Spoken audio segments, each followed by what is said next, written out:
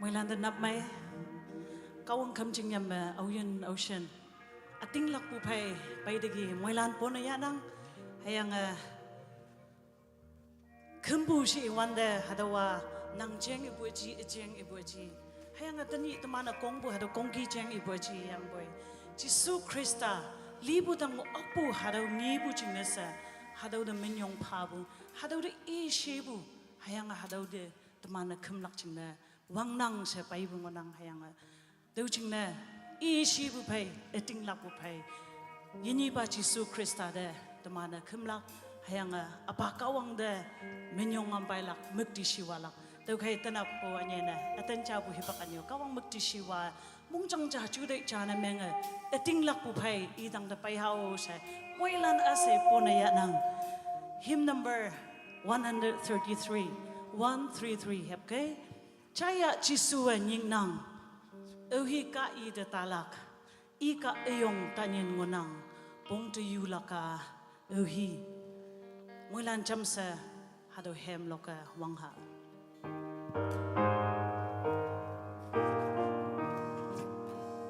Chaya Jisu nying nang ki, ohi ka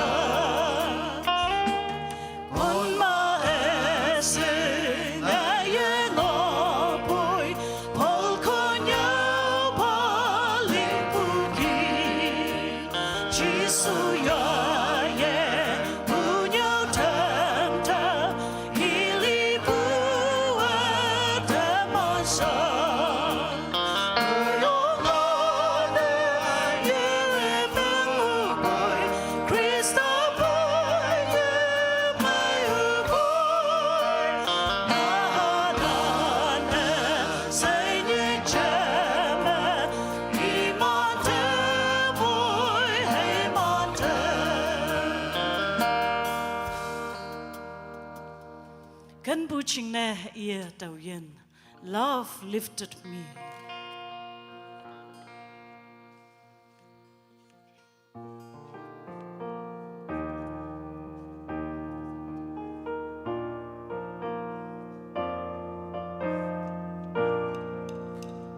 Jisu me tau yane, anu me mo anu lui she ngo. Ching yang mo ki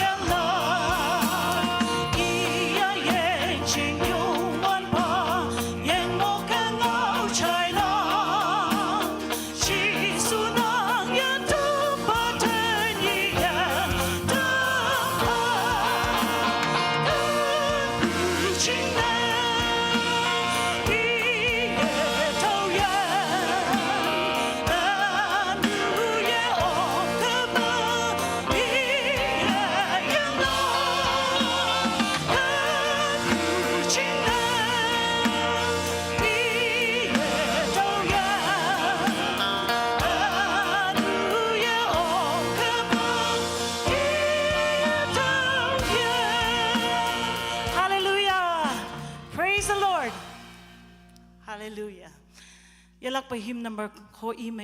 202. Nang moheman lan ilaya.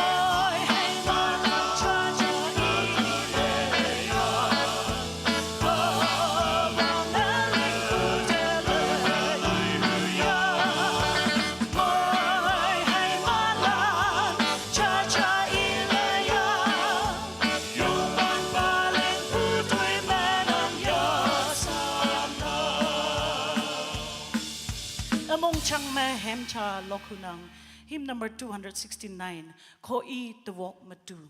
He keeps me singing.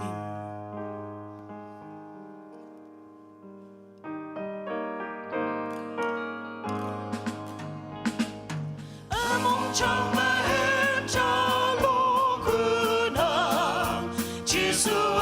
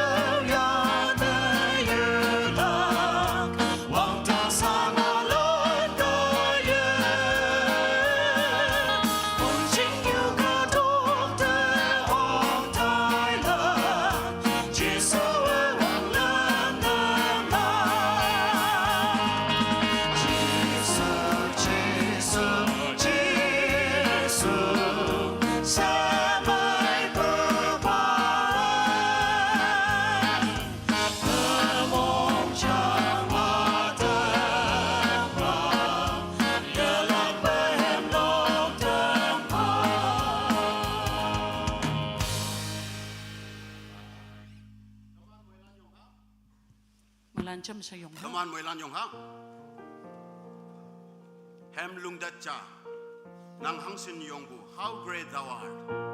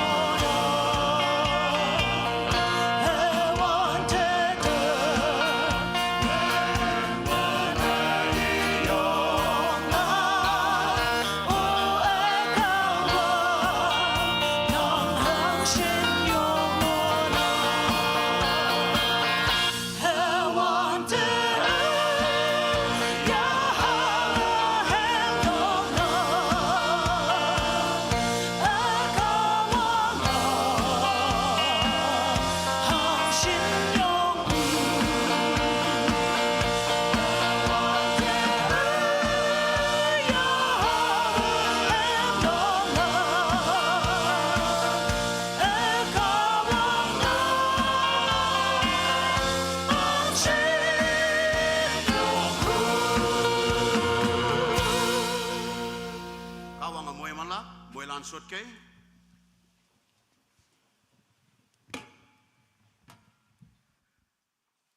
kawang ia chào kim ching yame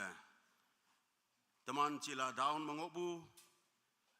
KBCM members amailan hayang yen gem oyong shubu katalan oyen umok tege yalakpa yanyeba chisu kristaman mamoilan pone yanang hayang tanap teman fai konyong oleh lak chingnese Reverend Dr. Bong Sing teman fai omongonang aniu yen gem oyong bulan hayang daw mngok shubu chatheli webalan state level में national level में hayang local level में wibu winyu wibalan angang umanginang moilan mongmaya poniyanang sa daman toba taidam kawang yak tajalak pa fanfa laingau jai iyang yoblak chine pa jai noktu tikon ide hibak panang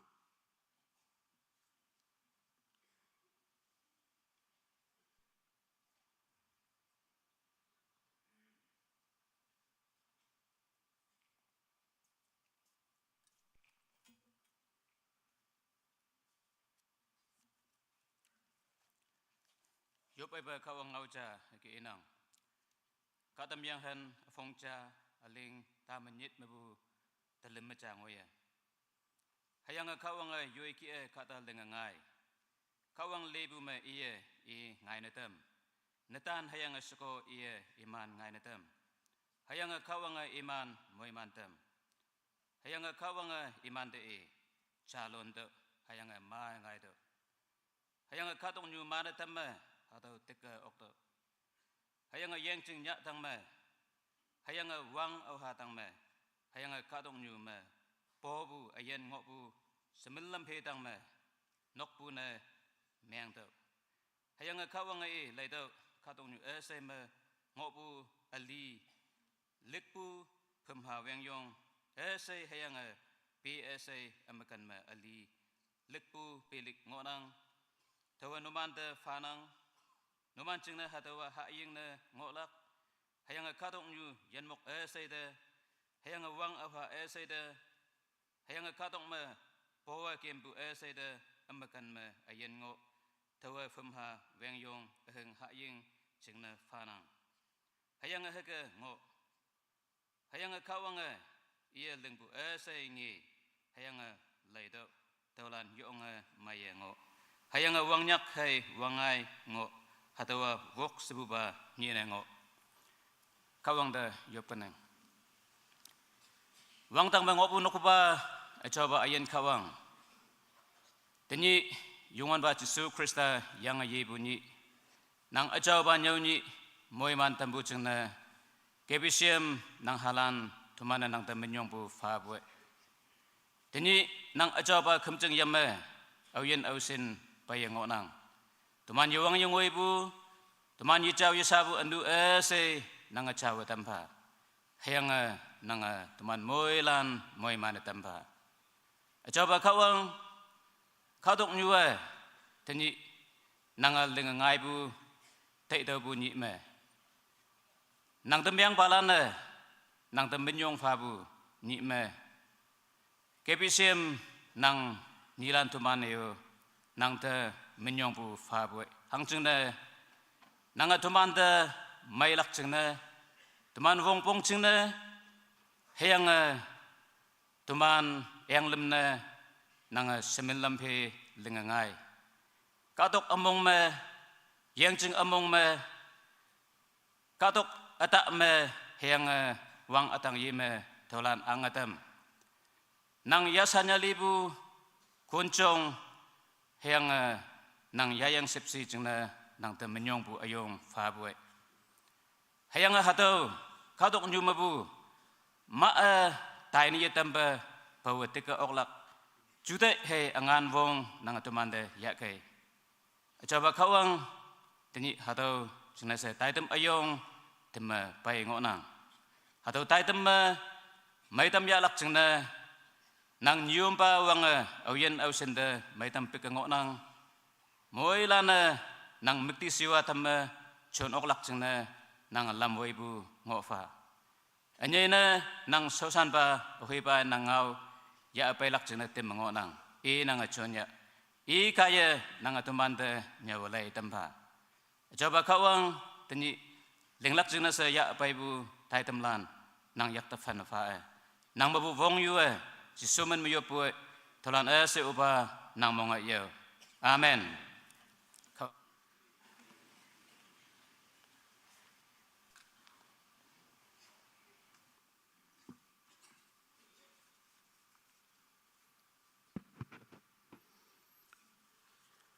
Tai dam damanye ba hamlok lak chingna hebak yubu akong pli nganan chingonang chawai me ja sa phalak yo patan kai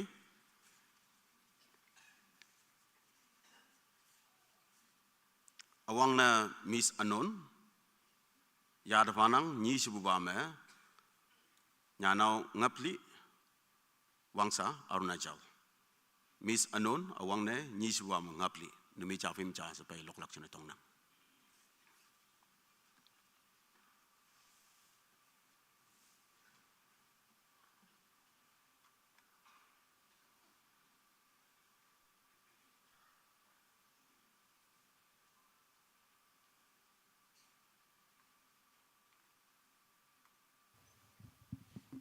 Hello.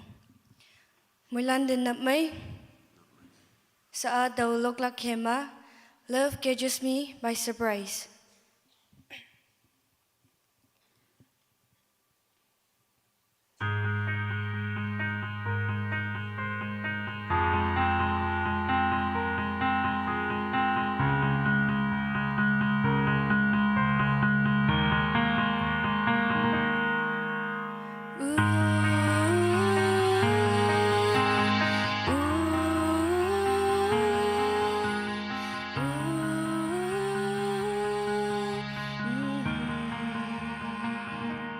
There is a flame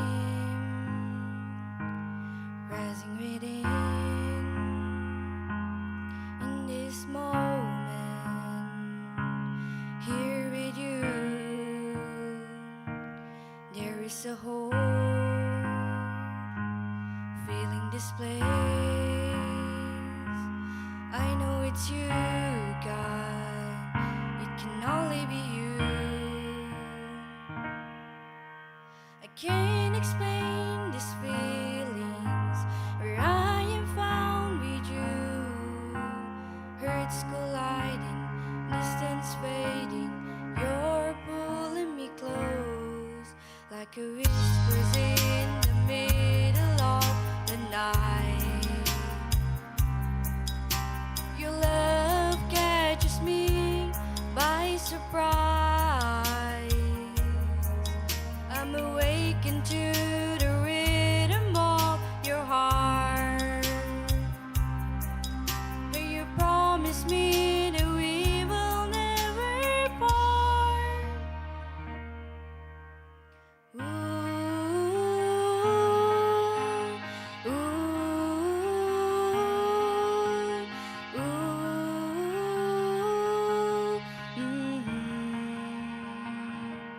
There is a hope filling this place. I know it's you, God. It can only be you. I can't explain these feelings where I am found with you. Hearts colliding, distance fading. You're pulling me close like a whispers in the middle of the night. Your love catches me by surprise. I'm awakened to the rhythm of your heart. You promise me that we will never part. Love me forever. You love me forever. You love me forever, forever and ever. You love me forever. You love me forever. You love me forever, forever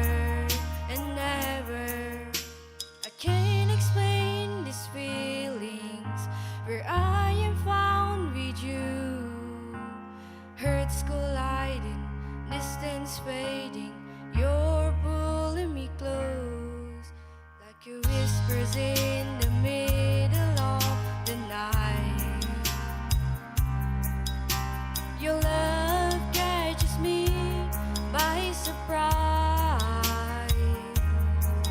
I'm awakened to the rhythm of your heart.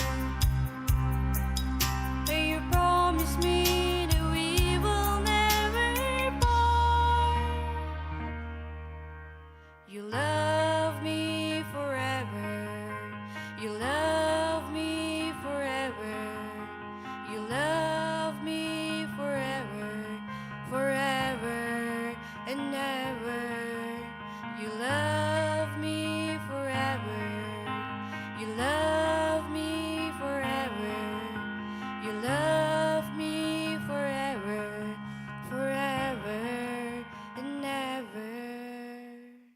Thank you.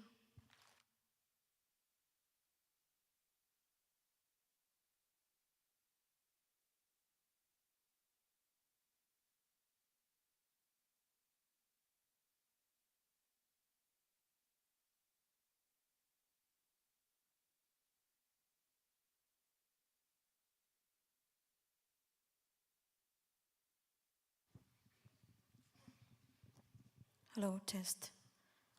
First of all, আজি ইয়াতে চেয়াৰপাৰ্চন আৰু speaker pastor পৰা লৈ কিনে যিমান B believers আহি কিনে আছে চবকে ৰেচপেক্ট দি আছে চেয়াৰপাৰ্চন পৰা অলৰেডি কৈ দিছে কি মহিলা নাম কি আছে আৰু বি কৈ দিব মন যায় মহিলা নামটো গাবলি ৱাংচু আছে টাইটেলটো গল্টি কৈছে হ'লেও মই কাৰেকশ্যন কৰি দিছে মহিলা নামটো গাবলি ৱাংচু আৰু মই অৰুণাচল পৰা আহি কিনে আছে ইয়াতে ষ্টাফ নোটেশ্যন শিকিবলৈ না তো এতিয়াতো নেক্সট উইকতেতো মই যাই যাব মহিলাটো খতম হৈছে ক'ব না মই যাই যাব সময় বি খতম হৈছে তো আজিতো ঈশ্বৰলা নাম উঞ্চা কৰিবলৈ ইয়াতে খাৰা হৈ কিনে আছে আপুনি ওচৰতে তো মই গানা কি গানা গাব আছিলে এইটো গানাটো হ'লে হিন্দী গানা আছে মই নাগামিজ গল্টি হ'ব হা হ'লেও মই যিমান পাৰে ইমান ট্ৰাই কৰি কিনে কৈ আছে হা তো the title of the song is Jesus Christ is the King of Kings, the Lord of Lords. Itu ase, itu jonai di ase.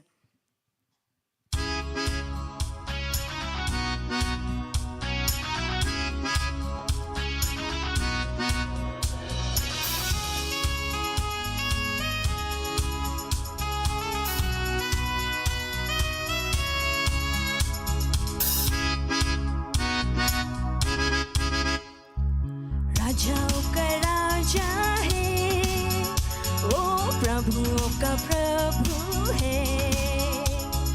राजाओं का राजा है वो प्रभुओं का प्रभु है प्रभु यीशु मसीह प्रभु यीशु मसीह प्रभु यीशु मसीह प्रभु यीशु मसीह राजाओं का राजा है वो प्रभु का प्रभु है राजाओं का राजा है वो प्रभु का प्रभु है सब पूरा क्लिप কৰি ভাল হ'ব নেকি মই পুৰা জয়েন কৰিবলৈ না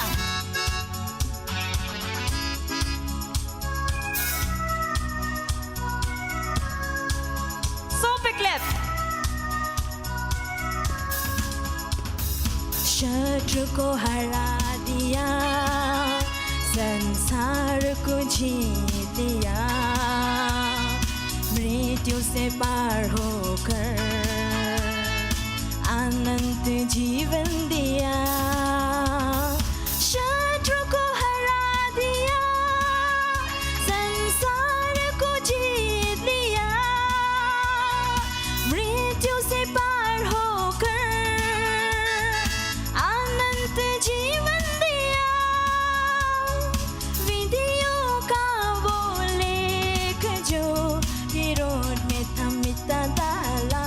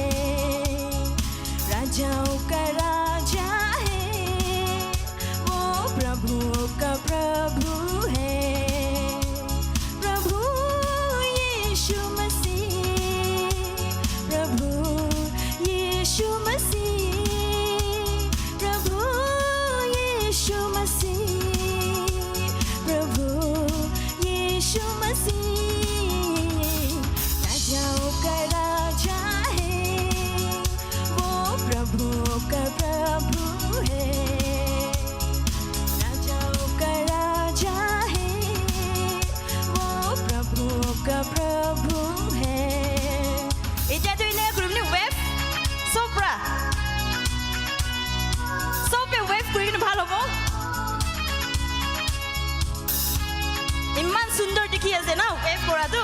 ঈশ্বৰৰ নাম একসাথ উঞ্চা কৰিব লাগে না बुलाए छूने हुए और विश्वासियों के नाम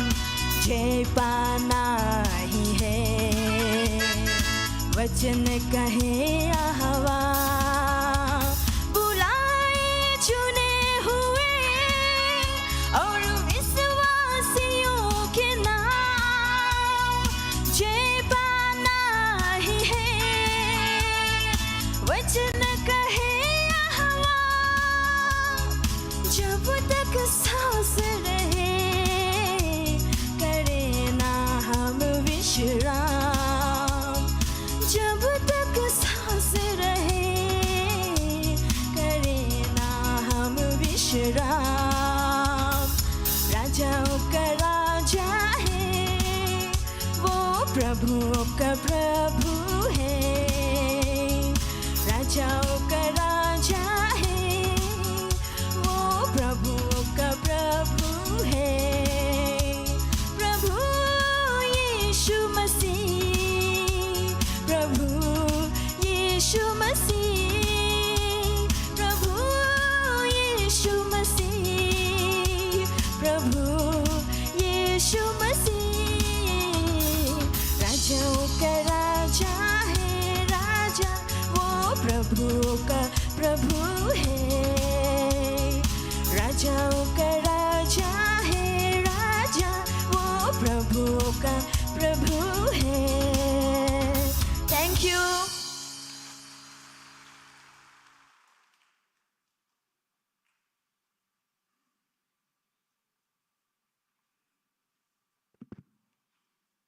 Hami ngamai lok tambu teman fai ngapli hayang anonyi te mong mai pone anang kawanga jalak pa muhiman. Teman fai Mongolia mangopu teman bumainok missionary ba ongonang dokeman teman fai missionary ba sipsi ide minit nyil lem nanjing ja ngau ilak jena hibak panang hibak wang mana missionaries lanjing na ngoi gelak hat lano wang mana dolak tanapa tairam lo ngopu jingna se e ong bu she holak jena se ide hibak panang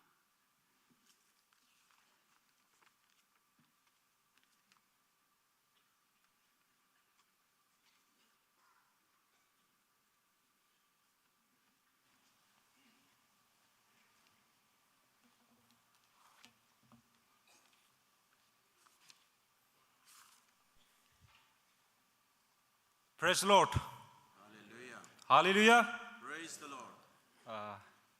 Moi Bible ekta na puri ase. Isaiah 6 verse 8. Then I heard the voice of the Lord saying, "Who should I send? Who will go for us?" I said, "Here I am, send me." Ukliniman, San Bezcano, Ichin, altar sick. Itu do Mongolia la kotha ase. Firstly, ami ede respect kurna thaka do chairperson, aro achila speaker, deacon board, pastor bulina deacon board, women leader bulina women department, youth director bulina youth khan. Puila moi isorge dhanyabad di ase. Itu time aro inaga amangi opportunity aro duibar lok kurbole dia karne aro secondly ami apologize krise kile gole ami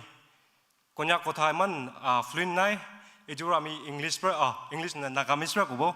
iduwa nagamis no buja manuan thakile ami ekdam sorry de gona du ami janai diase aro nurokhina ami ide pastorina konyak manu kiman ase aro political leaders, graduate officer, kiman jun ase, amnian sob ke congratulate kurlumun se, amnian idu church iman sunduro complete kurigina, ida amnian ida aram ba buado, amnian brai effort dia brai, inaga khotom guna phalo bugul pare se, idu ba isori amnian ke bless kuri dibi. Nurukhigina aro KBCM members aro Pastor in the KBCM members, Kiman Junze, আমি আজি না আদো আমনিয়ানকে thank you no goina chaisegule to pisi mon ami bi pekhaina khorai jabo idu karne amnian la sore ami utha do amniange thank you so much amnian la prayer aro amnian la encouragement bra ami mission field e pisi success kuna na amnian la sore aina sde guna moi laga mon bhitor bra moi morom guna bhabna kura konyak manugan ke sob ke thank you idu janai diese ami আমি কি কমিশন কৰিছে এনা কমিশন কৰা নিচিনা আমি মংগোলিয়াতে 6 of February 2002 তে পুঞ্জিছে এনা পুঞ্জিগিনা আমি লাগা ফ্ৰষ্ট তো কি থাকিছে ল্যাঙ্গুৱেজ এণ্ড কালচাৰ লাৰ্নিং থাকিছে ইটো লাৰ্ন কৰা মাজৰে that year হি আমি মই লাগা ল্যাঙ্গুৱেজ এণ্ড কালচাৰ এক্সপোজাৰ কাৰণে আমি একটা জায়গাতে যাইছে ইটো তো সিটি বা পিসি টুৰ থাকিছে 2000 kilometer inaga jaise bus de 2000 kilometer boigina jaigina 20 more than 22 hours bus de na boise moi lagal first experience bus de malamba bodo komorbi so pekhaina thingbi so pekhaina idu jaise aru idu chala chakala nam do cha chaka manukan do gole kun sugule nomads gole kun bado janina thakibo aru kun bado na janina thakibo jo moi time বেছি নলব অলপ শর্ট পাই গইনা আমি এনা খতম করে ট্রাই করব নোম্যাডস তো হইলে তাকান্দো জানুয়ার সা খান যে জানুয়ার সাকুলি গুরু আর শিপ খান সা মানুয়ান যে তাকান্দো জায়গাতে একটা জায়গাতে কিতাবি নবই সালদে তাকান 4 বার নইলে 5 বার জায়গা চেঞ্জ করে তাকান ইদু কিলে আছে বলে নোম্যাডস তো বেশি আছে আর তাঙ্গিবি জানুয়ারও পিছে আছে ইদু কারণে তাকান্দো এক সাল দে 3 মহিনা বেশি দে 4 মহিনা বেশি দে এদু জায়গাতে থাকিব তাজলা গ্রাস খতম হইছে গলে আলাক জায়গাতে ইটা ডিজিট প্রা মন প্রা আবই দে না ওনা চা জায়গা আছে তখন পিসি দূরে বেড়াই ইনা ওনা সাল দে 5 বার নলে 4 বার ইনা বেড়াই থাকে আর তাকান্দো স্পেশালি উইন্টার গানে তখন একটা জায়গা আছে তান ইদু কয় হাসা তো তাকান্দো ইদু স্পেশাল কিলি জায়গা আছে গলে উইন্টার পিসি ঠান্ডা আছে তাতে উইন্টারে আমি গান ভাবনা করবি দে আমি গান তো মাইনাস 봉지 나잖아요. 올리는 봉지블라 올리 따도 -40 군바 자가도 -50 자가세 아니 파니 보톨 루이 자이기나 바데 아타군다 타기시 그리도 아이스 호이제 파니 보톨 이나가 타가 자가세 아미 당라 소레 봉지기나 아미비 타한니시나 호이지 액다 볼바 고안이시나나 First Corinthian 데 고안이시나 볼바 주스 칼로테 주스 니시나 로 비조르 다가간 게 로 비조르 다가니시나 아로 윅한 게 윅 니시나 다한시나나 아미안비 다한 무이비 다간어데 나가 호지시 다한니시나 액다 호지시 이나 후이나 아미 friendship 보나이시 relationship 보나이시 이나 오나이다도 open 아미안 share 걸 바래 이도 아미간 이도 단게 나가 다릭 자이나 gospel share 거시고 단비 구시나 바이나 이도 아미안비 자니고 아미안비 아이나 이나가도 구시울이 아미안비 구시나보 이두가 단게 이나가 relationship 보나이나 아미 단어데 타기제 이두담데 간디울리비 타이마이제 뚝바비 타기제 아로 몬뚝비 타기제 기 구르구나 오나 홀리비 암니간 개비시엄 간브라 파트너 구라 가네 아미 몬비 땅어 호이나 아 아미라 비치데 church mon dongorse aru members kan bcse ami mon to kholi ki se guna ami kan inaga mon di phapna ina nurukhigina ekdam ishorla kam do ina guna ami aise ami ina kam guri tha majori bi ami lotibi ekta sati se tai bi au manoje mujin naga kam guri tha majori tai brai ekta go she mege asip go she hoy she ami kan do inaga ministry gura do today moa sangba aro asip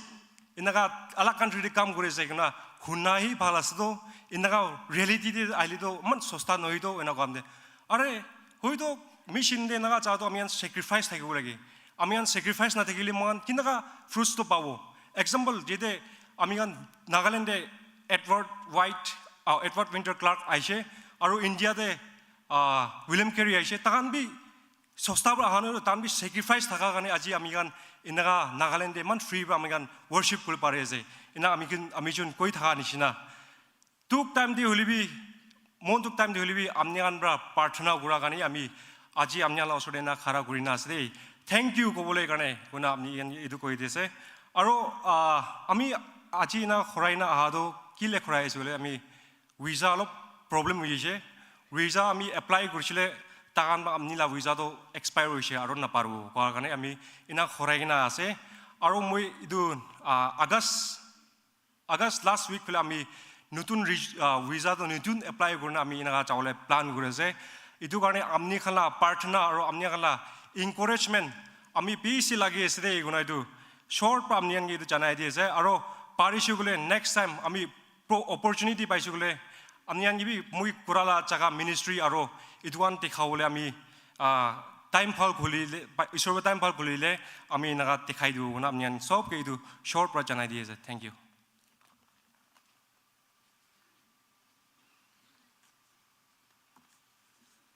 Teman moilana yop batan bukia missionary ba anong pu aniu imu bungalan teman cayang ki hebak fem jingne yopum omlak yang atanja teman bai ngok wanda yop bekembu me aniu jude wan ban me shengin me tu sholi le me bong de yu teman jambu oklak tau china temnang sa teman ka wang da to bu fa bu hebak ngoha sosan balan nam noe tau to bu ya pelak jene setong nang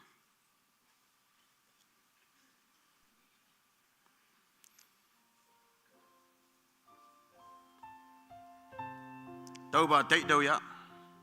awa khai tai lak ai ie khai awat lak hayang awa wang mana tai lak ai ie wang mana awat lak ka ta li li yue kan mong ma mong bu haka fado haboy ning na ye chi kang ye chi hang jing na ka wanga mong mai se ya fabu kanna hayang anoman wong pong fai sinya se ka wanga moi man fabu okla tau ga ye nomana chinde noman wong pong nomana taula hayang tui mai se jing na nya ye no hoi taula nya na ngok bu ga iye saidigi iye tui halanda fadigi kak sububa jende ngonang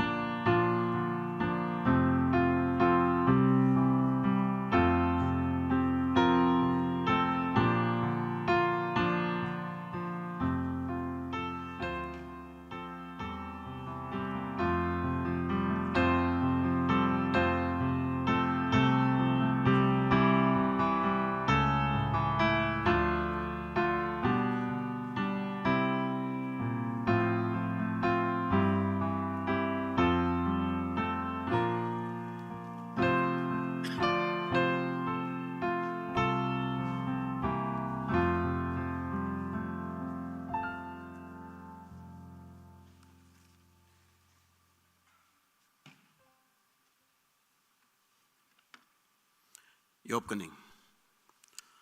a chau ba ta ba yongwan ba ka wang nang a pha bu yen jing ne min yong pha boy hayang hadaba yen ngolak chana nang moy mana dambu shimil lambi yome hoyak lai phama yen mok yen hama she hingin me nang da tobu ya pa ngona monglung hayang panpong kawang nang song da ya pa nang wangdang tawo ap yanga nang da ting lak pha bulande enye moy man tam si hayang yen yenang da yak yang ma pa isu iman mongjang hayang yen tuido bu phanang nang mong mai se ya nang sa ting lak nang ngoi galak hibang matuman cha ki kawang nang mikti siwa da mok lak sine moi lan yen noksa kawang nang moi man pai ang dam ba tau ba shi hingin nang da tobu ya abai bu nang achau tui chong hayang tui so ma chon da wan da bu mai nok so chingo kawang nang wang ngoi dam ba yup nang tala na se upa nang mong ai ye amen.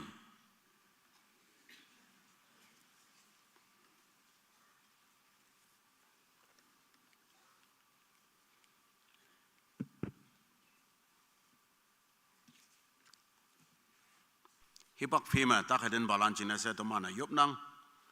tenap tak bulan sahaja je hayang boy nang yen ma special prayer kawangan nang yen de chonbu ngongpong nemyang kama hayang nang yen de deliverance yen dambu sabu mu lana dambu nyong wang lam myang mu chin ok choko ngabu mu chin ok hayang alam jaya semua alam jamanang yo nga sangat so chingo kolake hadau lili mu yana damlak jingne nang yopu yahu kama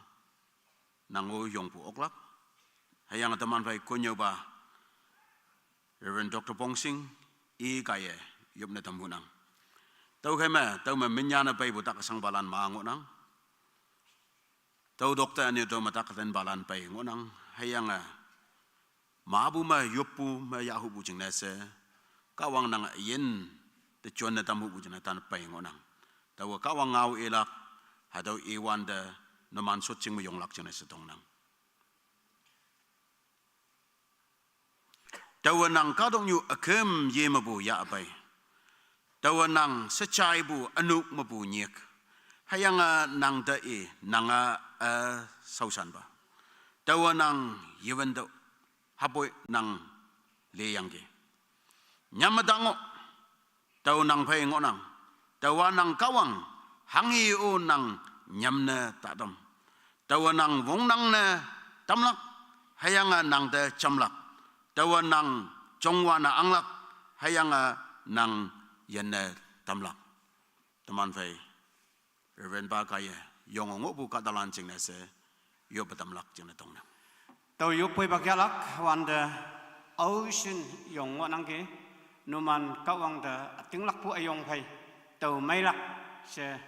dùng bên em kama các ông tàu để ý sĩ tâm kalak nang tak mấy tâm phalak tàu chừng này tàu bà cần mong phay nang mấy lắc sẽ tiếng lắc bu phay mong chồng yup tan lắc trên sẽ nó mà tàu inang tàu yup phải cái này cháu bà các ông nắm đừng xung mày nang khâm chừng mày nang muốn tón mong họ pu Christian lan nang nhi lan sai chim yang nang u ying tam lak ching ne ano nang te khum lak ching ne ano nang angan along iman ngi ok lak ching ne se nang wui pai se nang na benyong pha boi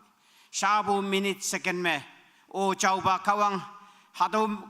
khum ching me ocean laha yemei be mok yok ba takatin every kempo shausipu ya pan ma ya pai ngwa ya pai nokuba kawang iman nang sipsi ko nyoi de to yo ya pai pai o ba jing mai lam nang sa bu hi bang ma nang iman tak pu nyoi de nang chon do ya san ya le pu wang tang ma pu mai tam pu mui li nang sa shun tam yang iman si mong me apakan ma mang ya pai anio yesikama apakan tinga pakkai dai ngo ya pai yesikama apakan me tak akung wang dai ngo ya pai hadu lili de kaung nang wang tang tawai po dam do hayang chau ya anointing the anointing of the Holy Spirit sabu minute second me iman tang da pai do oh oba jisu and I say in the name of Jesus be healed stand up aro kem jing bu nang yan Taiwan da tului mai bu tau yang mai tam nang yo sen nang sing chang sing ngai tai lak sing ne oh oba hey hadu katalan da nang cham si chau ba kawang Oyen Ocean หาตัวคำจึงมาไปออกไปให้ยังป่วยมินยันยังไงผู้ไม่นกก็คำจึงมายบผู้ไกลตัวไม่รักเสมินยันพาดกีอิมัน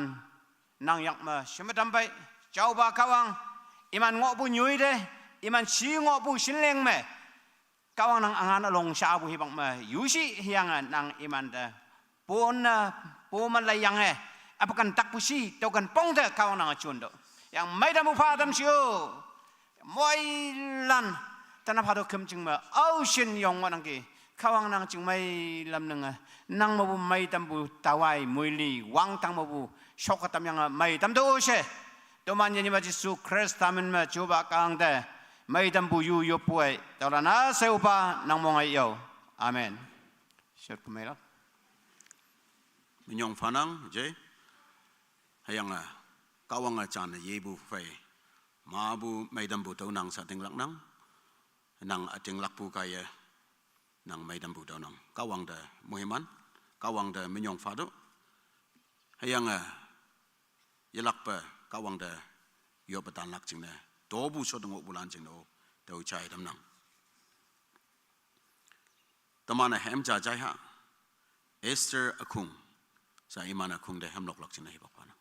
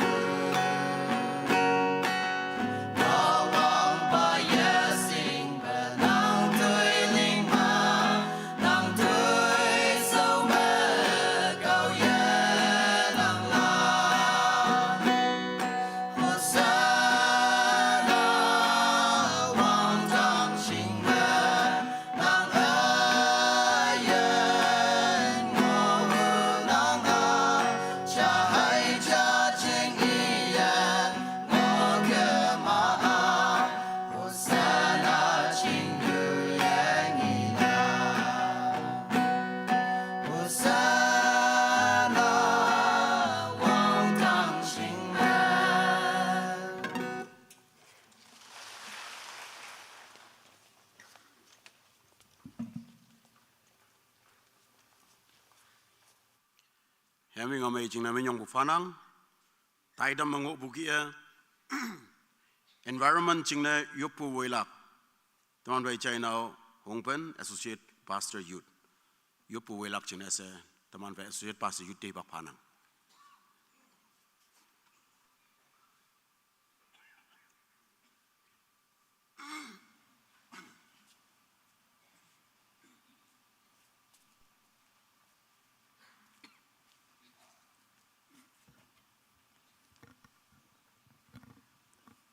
teman moilane hado kadong nyume teman de pabu responsible hado singyang kadong new environment jengne teman chutai lak ngonang ayang ayo bekem laka yong wangbu hado ngonang to kai aya jengne ngau buki teman yetai lak teman de kawang ya no mana kadong new pau teklak jengne nok pune phabai se teman de responsible ayong pabungonang to kay piay weng ayang katok nyu mangingo ado kong kembu nam nolak jingne teman de pabu ado hangkia teman de may pautik yang kawang nalay ne katok nyu yomlak jingne teman de pabu hataw tang me yo bekemlak anyo nam nolak semelampia teman action me saji katok nyu yanlak environment yanlak ado teman de akeng nyu ne ngainang muang teman ya ma ye chai ngopu ayang pui teneng ma bu kata hat pacha mong me ma bu kata hatau libu teman chainang hatawa bungau cheng ibu ye chi reality teman ya song me ngai bungonang to kaya to lili kong kombua hangge ngai bu si kema teman de global warming ado climate change ne meng bue kata nyua kong kum de effect ne meng nang yan mok nyua de effect ne meng nang yang ching ma bu nya cha chang cha li kum nang hado kong kum buat teman ching ne mui man ne pasi bu de katong nyu katalan anya yahu bu kaye kong kum bu environment meng atai ngonang sa hado leng yi lak ching ne teman akung wang gamai ado ngonang lin de bu hat pa me student na ha chai government de FIR nyan bungi yang ki teman future jeng ne to bu hango yan nang be tenyi bu generation ne hang ne environment meng win bu si hado leng yi pa se government so jeng de na ha chai student na ha cha nyan bungi yang ki hado yong bu concern ayong ngonang chango bulan ha kum so yang phai me tuman hang ya lak si se question ayong tong bu tuman ngiyang ki to kema atau environment yalak cina teman moilan hangki ngonang moilan jam seyong ha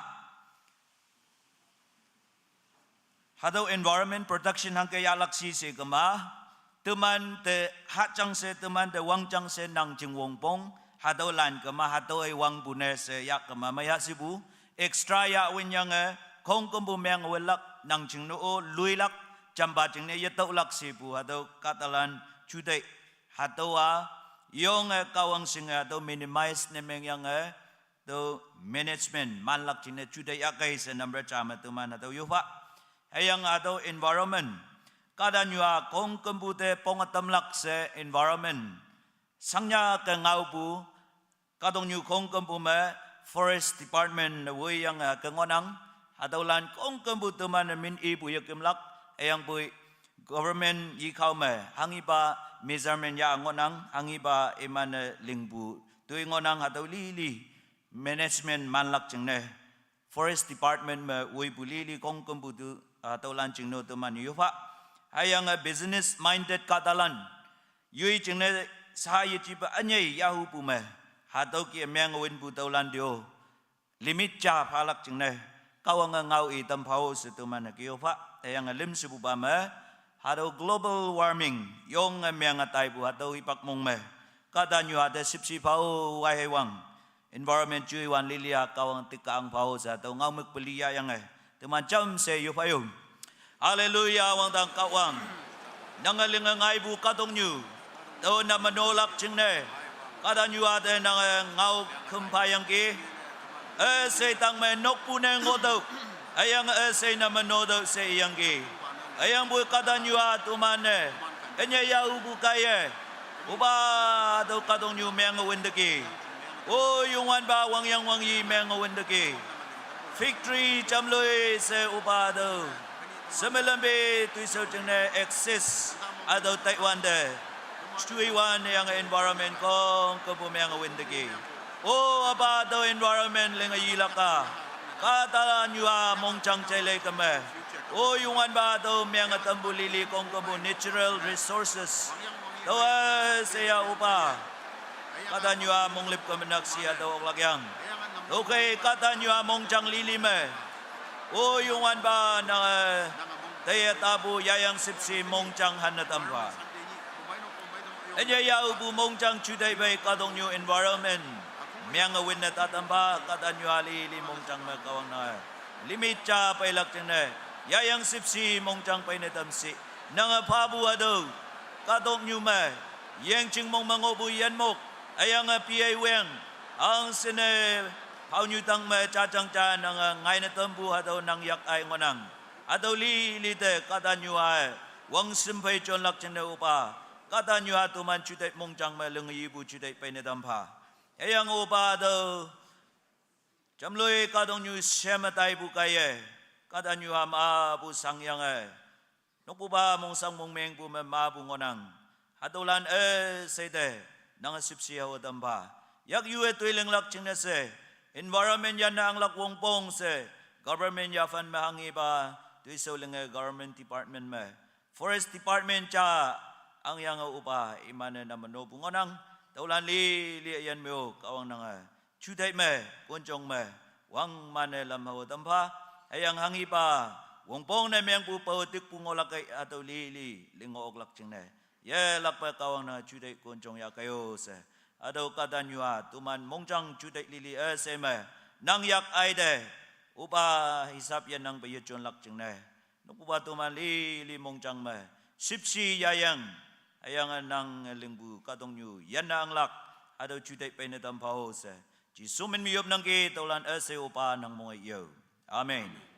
Mulan sutha.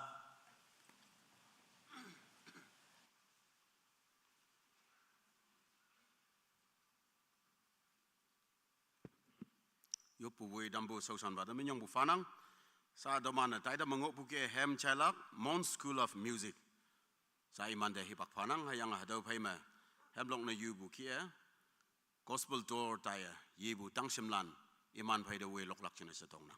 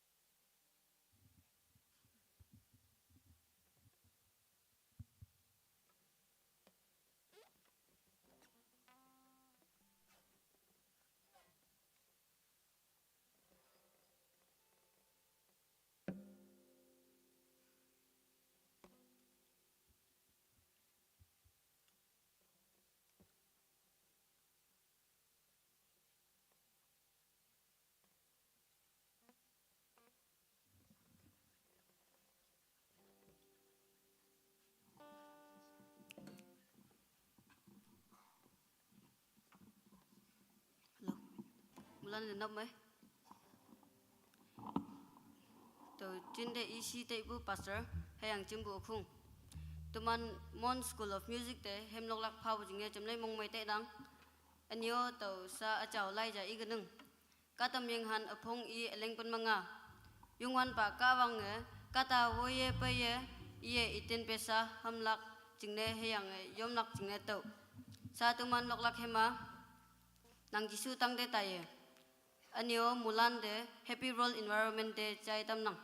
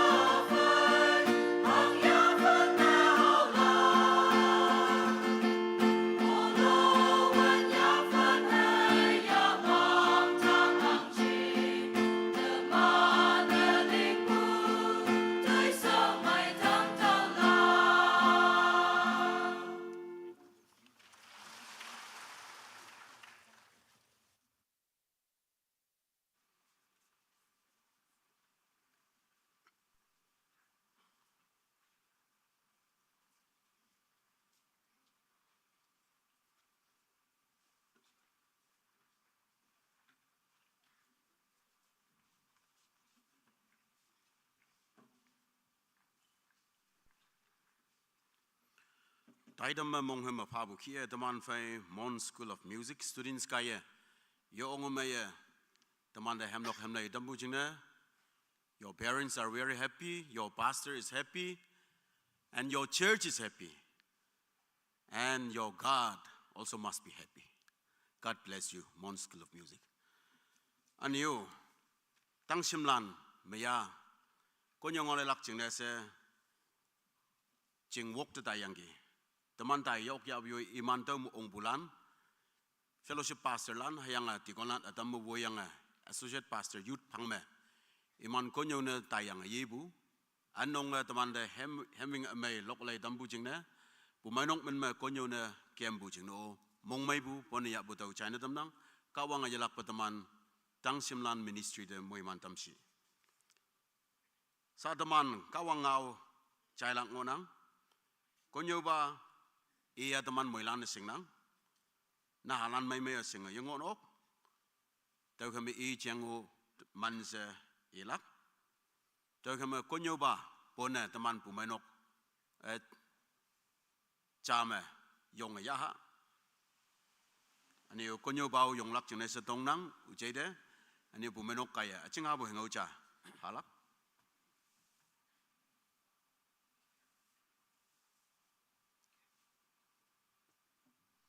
Ia teman fai former executive secretary KBBB ngonang, aneo Nagaland Baptist Church Council debu former general secretary ngonang. I bai buat teman KBCM jingna wangsam ayong ngonang, hayang tanap I kaya teman tangda kawang ngau ya bai gelak, mong mai pon ya butau China temnang.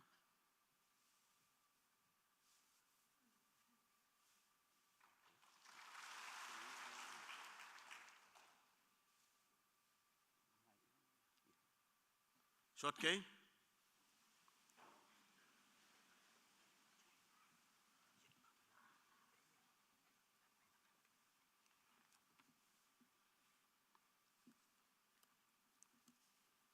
Bible ya Biblean scripture reading jingna. FK Nyiswa Peter afong lim aling panmabu panmabli dengoye. Tau fai ma teman fai konyoba paya. Hebak ya adalah teman cam si ilak ngonang 2 Peter chapter 3 verses 10 to 14.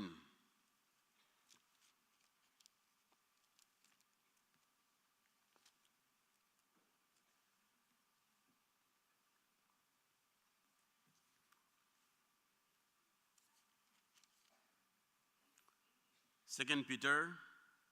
afong lim aling panmabu panmablida ngoya. Hanghe Bible ya apa ya view cami elak. Teman konyak Bible ya apa bulan sawong si elak. Teman jamlak jengna. Anyo alo version alo English Bible ya apa ya view ibu oklak. Jam se e dalak. 2 Peter chapter 3 verses 10 to 14. Cha ni lem. Hapoi kupa cha ke yongwan pa ni paigelak. Tau pa ni me wangdang lana ngau ayong ngaya lena tailak. Hayang wang ma ngopalan yoong sembu dia maklak. Hayang kadok nyu hai tau ma ngopu tuinan se ha wenlak. Haka taulan kong kempu yang miang tailak se singe. Numan kawang ni paibu hanghiya wang dang lan wan me chakka tiya tailak. Hayang wang ma ngopalan yoong sembu tiya tailak. Tauba tane hayang yoong yung achao nyungo ese hayang kawang te nyampu numan hangka ka tane mianglak. Tauba nyungo me numan ngodok. Apoi ia canyang pu ke teman wangdang lan ala hayang kadok nyu ala hanghim kak shubulan ngonang taupa jingne tane ngonang tau kai kena taipalan taulan ese tanwande nomana isi soma tu sangbu hayang amiang yenang ba chừng mấy mà numan nghe nè tâm lạc chừng nè ngang đầu hà lan đằng ngoài các ông ngào chạy bằng họ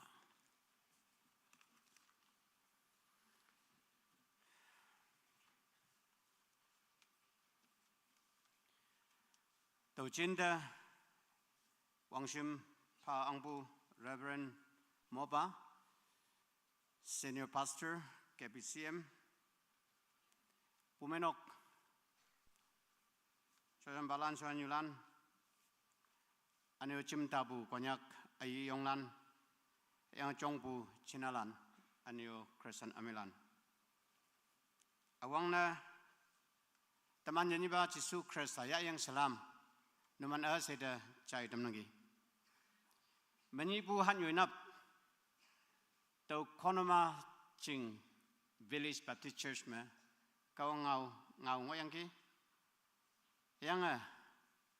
pastor pumenok nang ani awi pumenok ta tai la kai konoma Baptist Church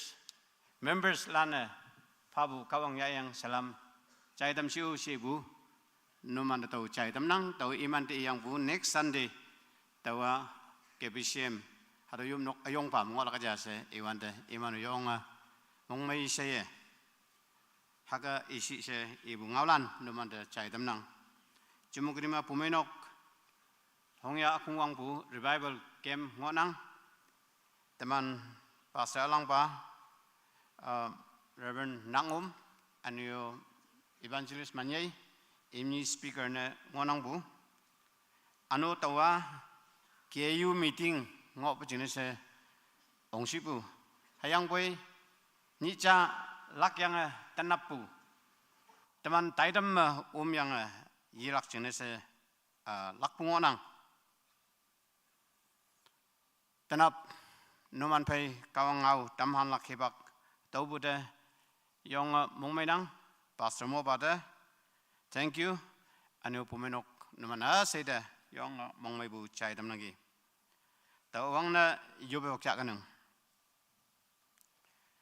coba kawang ado yasanya lebu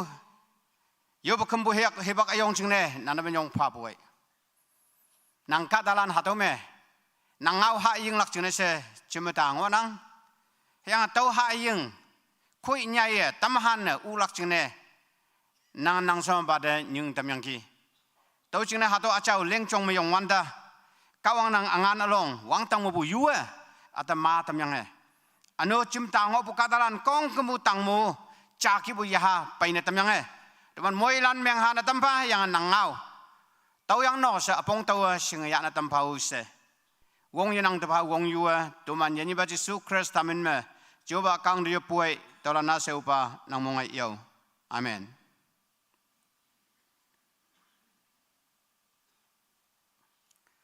tanap tau teman pai ngau lak jine ya apa ibu ngau muka understanding environment biblically Bible ma hado mekengi bu wang pang ma hang chen kawang leng ngoi apa hado cheng hang ki ingon angi environment si ibu taulan ti ibu kai hayang hado ngau muk ya phan lak jine tau Bible portion lim anye ne hado liang ki awang baya Genesis chapter 1 verses 27 to 31 himi tuikung wangwan de tikon pa e jaibu anyo nishu ba passage hadawa 2 Peter chapter 3 verses 10 to 14 ado teman e shoyangki lemshu ba akancha tau ba lo ma tau ilak set timpai si ude kawang achau ya tuiling ke ma hakanang bukai sa hado mehem long yongbu School of Music iman yombu hayim cha tau ilak si ibu baba i shotagi Genesis chapter 2 verse 15 tau jingne praise the Lord no yong mong mai tenang hado lili champong bu chai bu pai ngi bu jingne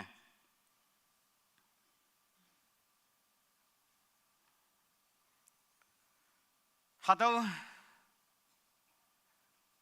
Bible passage in the lai wande himi ibu tôi không mong mong thì con phải ibu lại Genesis chapter 1 verses 27 to 31 tau ma tamana the beginning of environment hanga akungwang hanga ngai hado cheng tau ma nyan yang ngigalak anyo sataman e shopu 2 Peter chapter 3 verses 10 to 14 tau da lai gama tamana the end of current environment na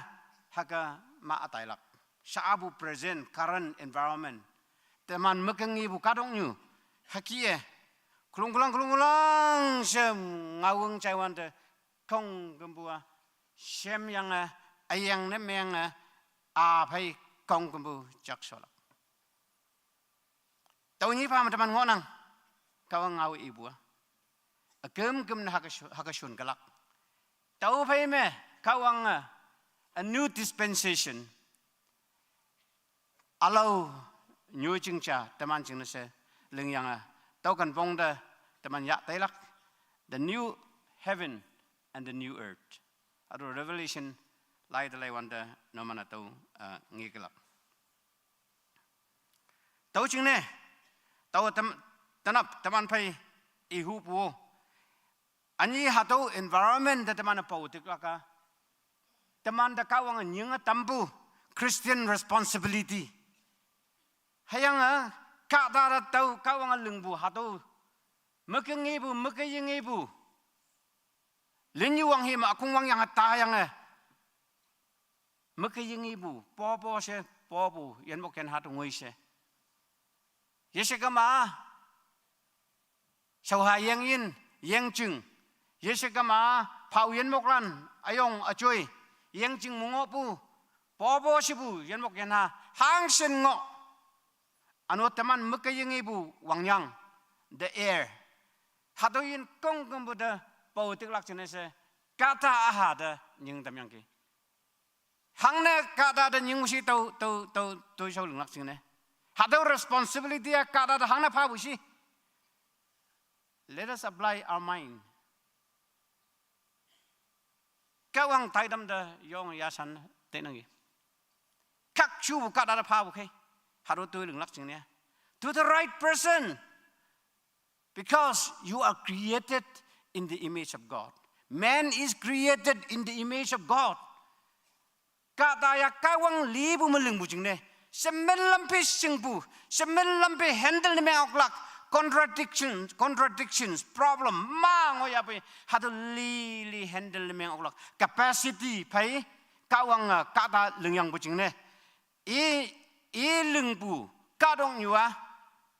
hadu kada yakma kawanga yong mong humpu pai mai lenggalak amu ma se pa tam sibu yang boy oba kawang ning mai ya ba atam ep nia kawang ngau ye chai ba khung wang ya pai tau ma khung wang yang ya hado kawang leng yang pai environment hasin mai bu loi se mai bu environment na degradation cha phai ma cha se mengbu declines ye tabu khoi tabu hado tamana nginang hayang boy kawanga tamande hado bible kaya yalak pa hawa tambu nyinga tambu shan hui tamane hado leng ye rak jingne kawanga mong bung wanang hangna tau tu shawa sao man shoba validity man kumba tamanda nyung bu tu shawa sao leng lang ya phan ma kawang tamanda nyung bung inang bible da lai wan da tau jingne tau tamane yalak pa mong pha leng lak yong sang yak lak anyo hatau ki leng bu kaya kawang mukti shwa tamlak jingne the very purpose no hado environment da paulak hado purpose kawang mukti shwa tamlak jingne tau pa the focus meng yang leng lang wanang hado leng bu kaya tinok tamai lak jingne ninok tamai lak jingne toman chat tamai lak jingne hado ngonang buya hayang ba secondary ni siu pa hayang ba awang pa ya kawang mukti siwa tam lak ching ne hang ne i ching original plan me loi semai lung bu khai no hayang ha to ya san ye li bu ka dong yu makange bu makayenge bu hang sin even e yikampu countless creatures lau hebu lau ye hebu living and non living hado yin kawang over lung ya bai hado wa cha phai kan ning nemeng cha phai kan ning nemeng cha phai kan ning nemeng they are interconnected no cha ba chong bu cha ba tu mai cha ba ngai bu cha ba o ha lak tau cha ba ngai bu cha ba tu cham te khi kawang lung bu tu ya te khi ngai bu khai au ba cha ba meng lak kai cha ba do sa pai ga lak cha ba pan lak kai tau ya no cha ba o yai tam ga lak kawang tui me tau kia mai lung do ka ma loi se mai lak kawang nyung mai ya ka ma pong ha lak tau jing ne tau ki ta lung yo tau ki lung ya kawang mai pau tik tau se ka tha ha tau da nyung tam yang ki ten yo ha do responsibility ya nang me yang tim mi mo nang ha do ka dong yu shem bu lung yerak jing ne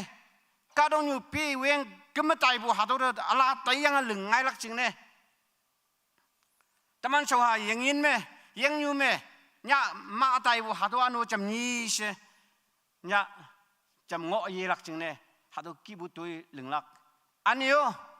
hangi hai yung yuang yung ui be asong wan de yong mai ngo hayang boi sa shui tai bu khai sa kom tai bu khai hang ka lung do ka ma anu shemai singai lak si tawa konyak jing atam de hang ka tenanga tai si hang ka nang ki mai ai si bu de ta ayong so tai de ki tenanga si bu khai no yes ta so tai yang hang na tai bu si wang yang wang ni ye mai bu sa do jing na ta so ko no ngai bu khai ale ki mai bu khai ha ka tai bu ha ka effect na meng nang bu tau li li mu bu taman environment lung ye lak responsibility ya timida kawang pha bu nang ka jau se tau ina hayang pui the most important thing we have to remember taman moi ran tai le la ka taman na pau ye pau si ye be no sa bu ka dong yu a ni cha wan phai mu pui wen lak himi taman e bu lai ma tau i ngon gi ha tau candle over apa lagai chu ma bu ki melt meng yang shock no bu mong ma pong se haro ka dong yu ma tai la ka dong yu si bu meaning hangim kaung lung ngai yang ngon gi ha do gem ni ha ka lak lak environment ha ka ma tai lak ha ka dissolve meng ka lak ja se bible i ngon gi yo to jin na kung wang bu ni hai agem pa ni pa ma tau awa ma teman ngonang teman leng ya poi ye leng ya poi lung ya poi ye lung ya poi akem kem na ba ha tau anu sa yang be ka dong nyua so ka lak bible to ki i ngonang gi yo tau jing ne ha do ka dong nyu do pau lak ya hayang poi the most important thing for us to remember is sa teman 2 Peter chapter 3 10 to 14 me iwan de kawang ngau teman di ibu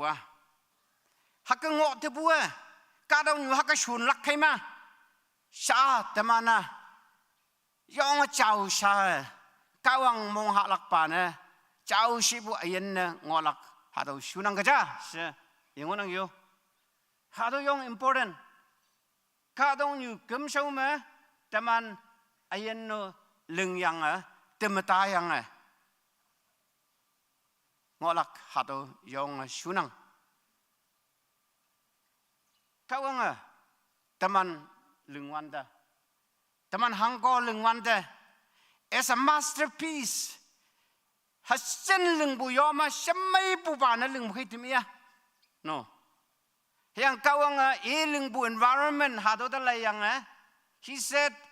it is good yong mainangi si bukai it includes you and me teman moilan mainangi si ibu kungma ngok nang kaja au sing bude teman yom kata tama atawa cham loi shot nang gi salo sileng pa mai ha bude mong ha bu ya ni tawa chamloi nit nang ki hakamai mai yen nit pe achinga slim lưng pha kam mai ha bute tawa chamloi nyak nang ki taw be ba achinga collar shamai shi lưng pha kam mai ha bute a tawa lai de yemayok at chilo yenangai mi de pha bu ki bu chilo ato pha kam mai ha bute temana hakatai nang pai hayang pai kawang ngau ibua it is good yong menangi ibkai hayang timia as a masterpiece lungbu yoma shamai bu ban lungbu tau ching ne ha tau ayen pa akem na kawang da surrender ne meng kawang da present ne meng lak ayen chapong na tikang yao se ni shuba Peter chapter 3 10 to 14 ma ibu ngau ngina hadawa chin hadawa tau tanam ngau lak ngau bu samari chale no man tau ibe ama awang ba point tau irak na ngai bua what is environment hadawa environment si ibu ngau kek tau loi si ibu ngau kek ayong it is heavily loaded with several things no alam chai chi bu hadaw box ma hadaw ngau kek box ma ngonang bu hadaw kadong yu ngobu lili hadaw ngau kek box ngonang bu tau jing ne sentence drama environment sia tau de ibu ja se ibu yemai bangai nang ngau Taiwan de explain meng Taiwan de teman demong de ong phalak haki bu ngau kek hadaw environment si ibu tau ma teman mekeng ibu mekeng ibu teman oha mengopu anu secai sungopu kong kemutom umnang like the sun wanginyu air teman mekeng yengi buyang hayang boy teman naikun ngok nang bukai mountains forest kamu katang anu paunyu yungjong tau mengai bu hahiying pemhalan tau mabu yengyu anio yengjing anio to kadok teman kaham wanda chun humpu hado kadok anio katalan environment si ibu ma temiu ngonang kadau ngonang anio yenbok yenha jing matampu phau ngopu munyi living things and non-living things etc no angang ngonang bode hado environment mo umlak tawin ngok bode au bacham I kumlak hado environment kaya temanda yong impact na meng phalak yong chongnu tam phalak yong phannu tam phalak anio yong mai manu tam phalak haknu tam phalak hayang boy anu hado environment chun bu yaman kama pautik pu yaman kama tau ya teman ya panna semeng se yai tam phalak anu teman pemedang dadu takatin pai galak hado environment yemai dok bude tiang anap kada mabu atwa hangki bu laha yemayo nukum hapasi nang haka laha yemai nyui bai siong bu haka nang dagi takpu kiki hayang boy takpai si inu yemai mai bai si inu yemai no hang nangai wisi climate change ada wangi cele itu bude tahu teman tu impact memang ngonang lepo zaman nak ni merampu tizin bu teman ong kau yong sem bu nyui wangyang ha ngo ong bukai mayang nak ya ok bukai hayang bay ong yang tau long waki bu ma jen ki bu ma tau kai ong tau yong wung bu nyui de pai ke ma nak ni meram ya bu ngoy apa tau ye kau ong tau nak ha hu ngai bukai evidence ngai bukai hayang tau kancang ngo tau meng ha ngai bukai no teman de wangyang ya teki sa ngonang hangna teki ngai bai teman apong itu ngonang yang teman environment kaya teman da ambyang leng no oklak amayo phabu oklak hado environmental care environment concept hado wa teman tai buat yang ana hado environment cheng kadaran ma ibu jingne hado western concept haya setai nang hayang boy hado wa Asiatic concept Asia kadalan asong wandemu hado environment na tiki ngonang kaja hayang they are connected with one another no ngonang kaja environment na songwan temu Asia Catalan ne anu anye ne konyak Catalan na songwan temu singo bude tau jeng na semen lampia yong kan ting bu phai hadu ha ka lưng to ma tau ba meng ngai galak tau ba da tau ki chun to ma cha ba tau ki pok ngai galak tau sing bu phai lưng ngo yang ki tau na meng bu jeng ne konyak apu palana lepu chama hadu nature forest pau hadu pau mo bu tu ya na si wande some akne si wande song yu akne pi yong ya na si wande tegi ki bu pi yong ya na si wande konyak apu palana ya hi kem yang hadu pi de bu minno sing yang tau pi de ngau yang nang hati ki ya la na ngai buyang haka akla na ngai buyang ya yang ching di in pa bai kada pai in pa bai mamam che kem ga yo ani yo hadu shai chi nang da decoration welcome lam lam bu ti ki lung pa bai se ngau yang ya kem bu asongwan da nginang hadu superstition ki tamana te nang hayang boy iman concept me iman hibak me hadu environment na tau ki isi chun lak ya phan ma imana sing ngo bujin se tau ki sing yang chun bungo nang ta hi si de chun wan dio wang sim ye pha ba hisab anang ba shibu win ne ya lak ya yang tau ba to bo pong su sok win ha ka ye chun bu de pilik mong meng pha la ka ja se ta hi si mong meng pha la ka ja se apu palana tau ki yong isi bu haro environment knowledge me concept me imana tau sing yang atau ki chun pai bu nginang imana lokpu hem alang me lai do bu tau ki hadu kadong yu ngo pu pau phumyak weng yong tau sha pai chi hayang boy even with the spirit world hadu yaha tau wan tebu yaha tau lan pai iman connection ngo yong isi cha mong meng phama se chun bu konyak culture me ngi pai nang tau ching ne hatu environment si ibu atu concept pa western concept isi ja teman Asia lan concept ja u se ni su appointment to inang lim su ba me to noman pai ngau tai bua hatu environment me problem ma ngai ngonang environmental problem ecological problem climate problem tau ki problem ibu de kumbung nang ge heng to akan hai ngaulak hi waktu changlak na ngai bu khai kadong yu me kada lilak hi pak man ngui ba li bua atau wangyang pollution wangyang ye chau bu jing ne se li bu ngonang ka chau se climate scientist lan ne nyan bu lai me tau ki nginang ki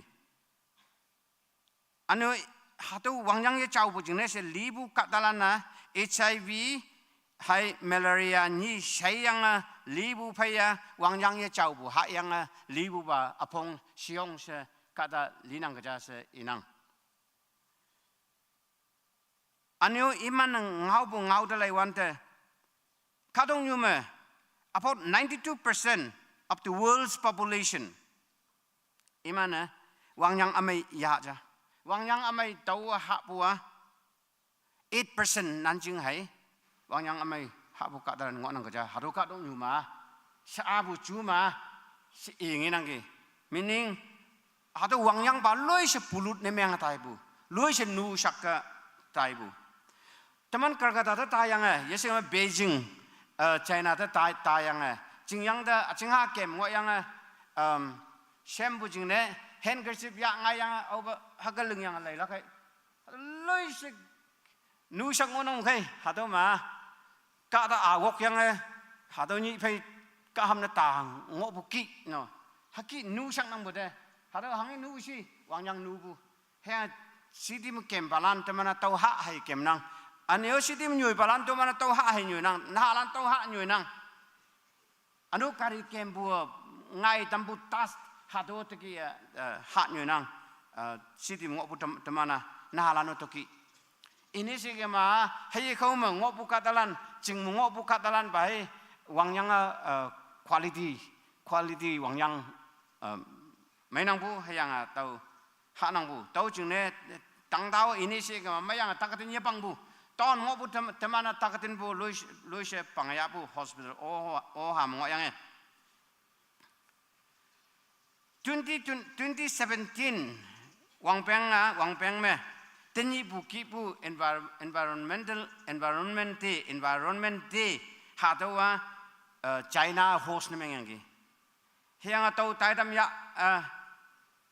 ngok bu hipak me iman ibua teneng bu wang peng me 2027 wang peng me China Katalan ne clear sky blue sky chao she hado wang phum ngi bua 195 days mai ngi gi alau ni lana wang phum chao hado wang phum blue sky chao noi man ngi si bu kai meaning hado China cities jinna loi se pulut ne meng ngonang bu wang yang ye chao bu yang tau kai takaten ma ngai ngonang haki do bu de government jingno chamloi medical cost no chamloi hado sengin winlak ne government jingnio anyo nyulum palum teman jingnio citizens land teman jingnio hado wangyang ye chao bu jingne takatin mahaperak hayang atau takatin lengne se iwan de medical cost loi se ngai bu ngonang hado hang na ngai bu si si kama teman to environment ta pau bu yaman bu jingne se ngai bu ngonang anyo climate scientist cha ngau bu ngau me hadoki ingonange by 2050 most of the people living on the mountain in Asian countries taulana water shortage yang yenang ba pongha kala ka jao by 2050 se ingonange Asia ka dong me kamu ka dang ma chingyoi balan si nange hamat teman umba no yang kom de ye yang yuang yungui be shan hoi yuang yungui be de temana hama tau he bang ma tau ting ting mangai be ne meng ka ma hangi ba ya pham teman ngolak si ano tau ki yang kom ta bo teman Asia ye ko shai chi alo countries hindu ngai lak tau jing ne ha do situation a force ne meng yang every country me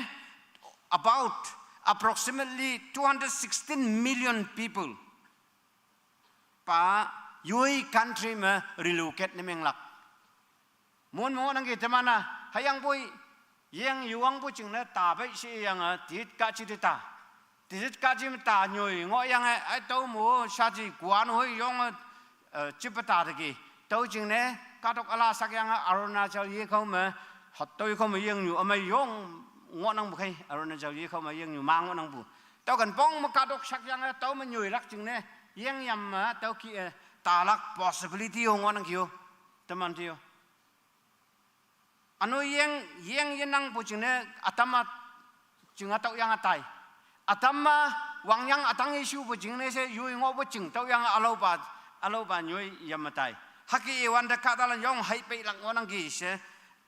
atau climate scientist lan ibu ngau ngonang hayang bible mo lai ngoya kumye ko ma yin kem oyong bu chamlui ngai kala kata movement no chamlui ngai kala ka si ingonam khino hadu pot nyet puyang sa bu chuma taki ngai na wanangi anyo taman North East India hadu Brahmaputra yang yu ayong ngo bu ching ne monga chinga monghum yang water body ayong ngo nang se tamana taki monghum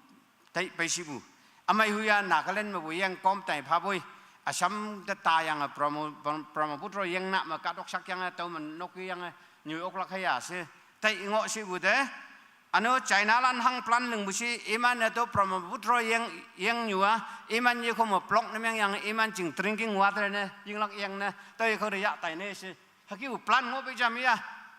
hama ha do yang nyu ayong to ma ye yan blak klak khai hama teman yang jing no sang lak o ha mo nang gyo yang teman kamu katang ma nyoi buka talan na menga tau ki environmental problem teman chong da pai ngonang hayang tawa ano siong sai ngai galak ใช่ไหมง่ายแต่ละ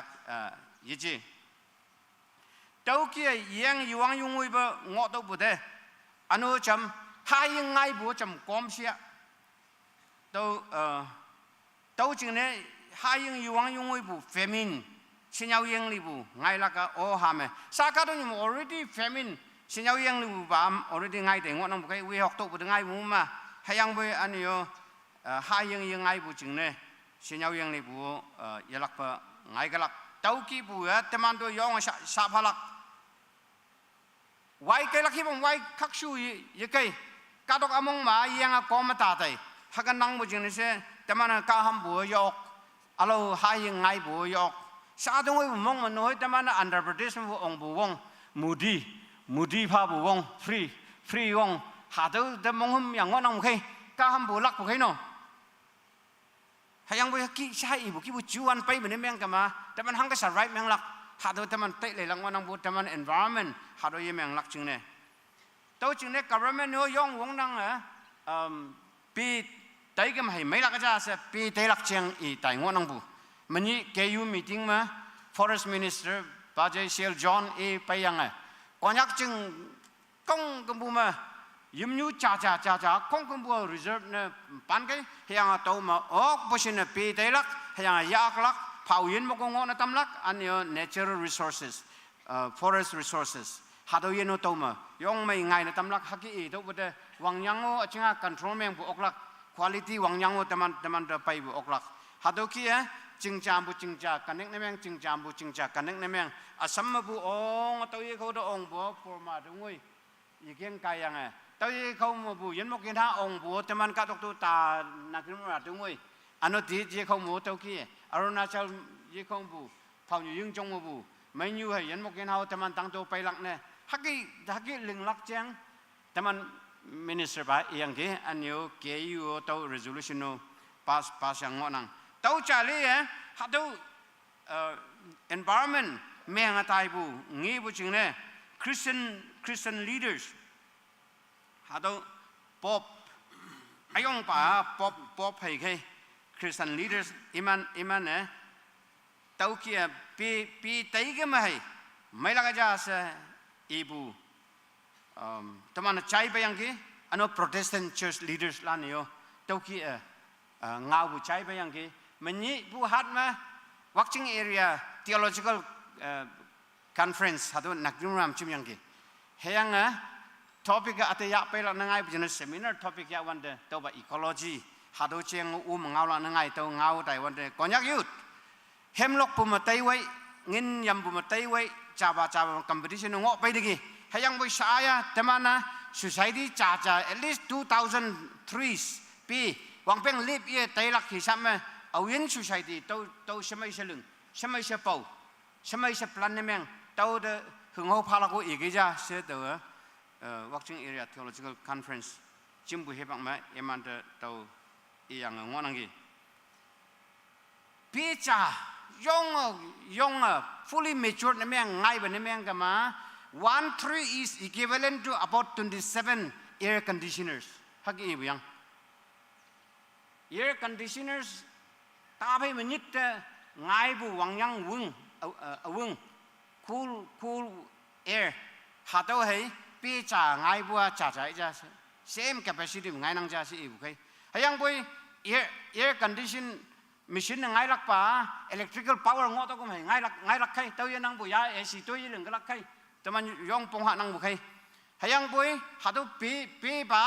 ก้าวังจึงใครก้าวังอันหนึ่งบุป่าเต้นในยาลักป่าหาตัววังยังไม่ fresh air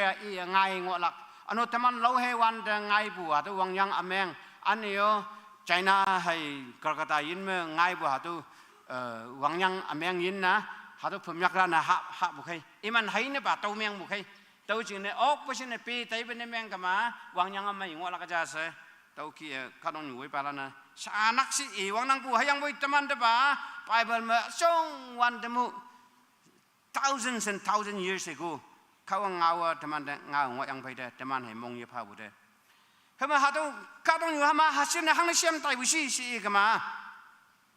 หาตัว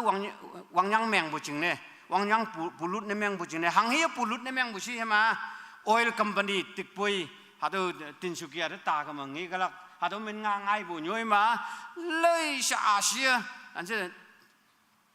day and night non stop hado ki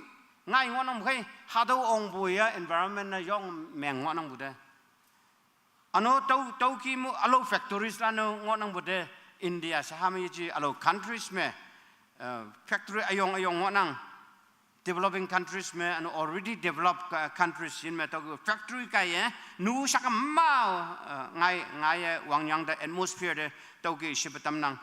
ano ai to wangyang meng bu ma to ba yom ja se taman atama tai ngonok la khayang boy timi yo kari ngonang bu de no timi yipu kari kai yo hadu pollution ngai tam nang bu kai asi ngai tam nang bu kai we are also responsible, all of us are responsible taking ngonang ge automobiles, aeroplane kaya. Ano to urbanization. City ayong leng laka jase, airport leng laka jase. Pao nyu yung chong win yang yang tao ma tam nok yong nok ma we ngai lak wang hi wan da hado tam nok shampoo yong nok shampoo hado to green gas emission. Hado shampoo ngai bu hado atmosphere de wang yang da tai bu kai. Tao kaya meng bu yang o. Mat tàu ba mấy lá cái gì ngon này yok công cái mà sao cái tàu vàng cho mà pu kem bu cái nó mi mèng bu chừng nó teman tu sao falak teman mèng bu chừng nó mi tu sao cái tàu chừng này hạt tàu vàng yang hang cái mà normal de ya pai lak tàu chú đây lak ngon ang cái environmentalist lana tàu ibu ngon ang ano sa ibu deforestation teman power akpulili ne ak pi haka ak yang leng bu jing ne se teman de wangyang lui se meng ngai nang yang tau kaya pemerang dada yong sanang ja se tau inang. Next point me okay, biblical view of environment and ecology anu cham lai yang hama bible ma hato environment chang hangki ibu si bible de lai yang tamana kadang you palan to guidance palang wanang teman influence temeng yang government jeng policy new policy leng lang wanang policy ala leng lang wanang environmental policy halu influence temeng lang wanang tau jeng lai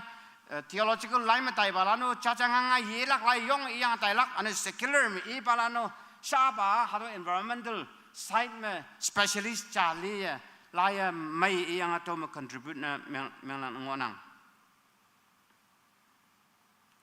himi ibu kia Bible delay wanda kawang kadok wangtang to ado mekengi ibu kungmong hanghing oya pai hado kawang lengyang ki tau mongo bu kong kambu lengyang ki including human being timiyo tau wanda lengbu kai tau mo parcha kai timiyo hayang kawang ibu it is very good. Hadu yong mainangi Genesis chapter 1 verse 31 me. Kawang awang na lengbu iching original to solana loy mai lengbu. Aniyo hadu i lengbu hangi ngoya pe hadu lilia sacred. Yong achau doi ngonang. Kadong yu doi si ini yok. Kawang mo hang hingo hado achau sa hayang boy anu yak tong bu jena teman yak ta pa yang pai nu sak meng tai bu ni tau i ngon ngi bible da lewan da tui meng chi abi over achau ka da yak ta pai la kai achau na meng tai ka la ka ja tui mei chi abi oi over anu ka da yak tong la kai tui meng na meng tai ka la ka ja si bu kai tau kia kawang leng bu lilias it is sacred it is very good hayang boy teman nu kataran yak to ongwan de hadawa teman jinese yongbu dui meng na meng tai bu nginang hayang pai tau i ngonang hayang kawang tau i leng bu tu shau lam de malik ne meng lak jine custodians ne meng lak jinese teman hangko katalan de nyang tambu yong shua nyang tambu ngonang awi cham responsibility ya mấy nhiêu ya laka, sao nhiêu ya laka, alo ba yen mo ken ha ya laka, ahui ya lak, if not by human being. We are the right people to take care of this world. No. Hayang buat teman pa nyong kali siling. Kawang hasin expect meng si bude. If not you and I, if not you and me, awi leng lak. It is us. Teman leng lang wan nge hado kadong nyua leng yene si ibne meng kama.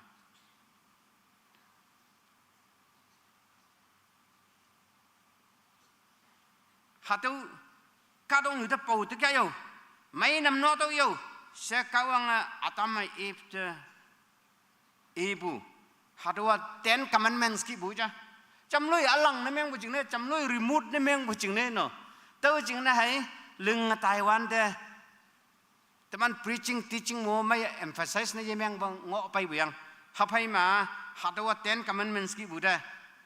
Anyo Great Commission chỉ sưu ibu tai đâu yang nhau đâu si ibu tàu ba xem se tàu ba yong wong senang se teman tai nang bukai no wang sim sepa se tàu de hak tai nang bukai yang bui xem hado kadong new environment de pau ya yo si ibu xem yang same command same direction tàu jene teman anu cham lai khai yang hado apakan ma tàu pin bu si se yam lak ngonang cha se Bible kaya teman de hau tambung ngonang.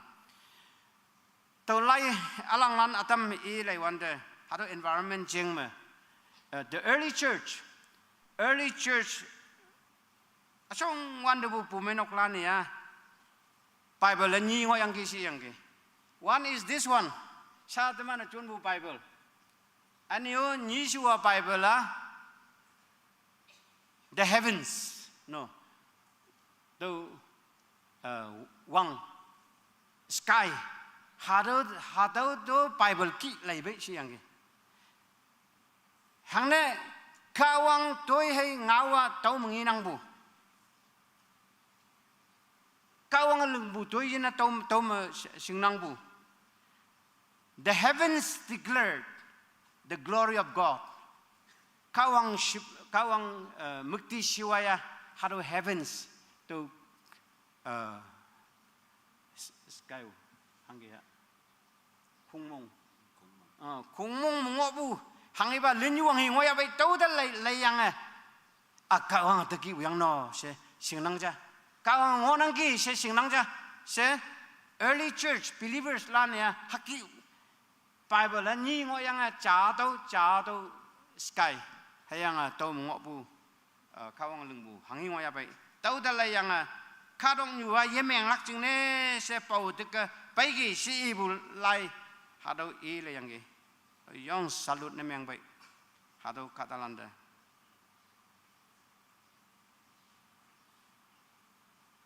Bible da lai wanda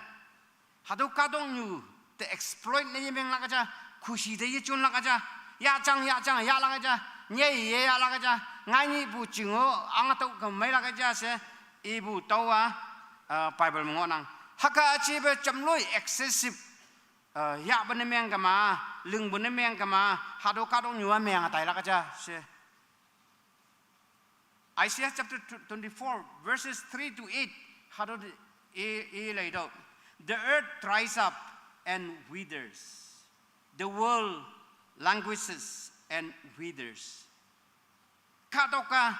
lan se koi hang nuôi yamai ba mẹ tài lạc tàu kia các bạn ngao cái ibu ngonang haki yang ngop bua tini ngai biang no Bible ngao hangi ba yang ngoya ba hado sa modern chin ma teman chin ma ngai biang haka ngai kala kaja si ibu kai prophet Isaiah kaya over kawang leng yang ba hado delegate ecosystem hado teman exploit nemeng lakai tau meng lakai tau ya teman ta anu cham lai ye teman ta cham loi pokalak hayang atawa self destruction meng kalak aja se inginang hayang boy Bible memu restoration renewal rebuilding hado yin ngo tebua teman ngang yang hado redemptive work hangiba lengi bu tôi sầu ngoại về hà đô teman mong phá yang lưng yi kama kawang teman mong hạ phá lắc can cha bu chừng ne ngọ bu chi hạ bi ơi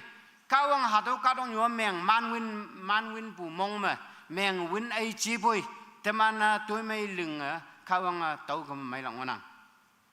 teman tala yang kawang mai nang gi si irak ya phan ngọ bu mai lang wanang akum ne hang ne kadong yu de teman na polak na ngai bu si hangi reason ngonang ki kadong yu de polak ya phan ma awang pa first point me hadawa mainangi iling bukadong yudal layang atau mainangi si ibu kai yang kawang atam ibdi wa hado mainang bu yo pinyama yo hado mainang bu mai bau de yo si ibu kai ayang atau me timiyo yang ngonang ni su ba me hado kawang lung yang pai environment hado de bau de lak kawang teman de pa hayang bui teman hado mai ye chun bu jing ne teman admin ni meng lang cha kawang de we must admit that we have not done the job well no tơ jing ne ka dong yu ha ka meng ngai bu kai kawang yak jing ma ang si phang ang sin mai ha bu si sao teman to admin meng lang onang kiu lim chu ba me hado cosmos kawang lưng ngai bu hang sin ngoi ape ka dong yu ata mong pu among mong pu hang sin ngoi ape cosmos inang hado ni chaya meng tai lak hibak chama to phong se meng tai lak tau chang teman himi ibu lai me nginang hayang haka meng na tamyang ka dong yu ala hayang wang tang ala lengak si ibu Isaiah chapter 65 17 to 19 de lai wan deng ngigalak Revelation chapter 21 verse 1 de lai wan de tau ngigalak ka wang tai tam akum nia meng de bai hangi ngoi ya bai hado lan se kandem ni meng buki pung kut win lak ala leng lak kawang taidam no the plan of our Father the Almighty God tau ki ngonang bu ala na leng yang tau ma taman nyu ne tam lak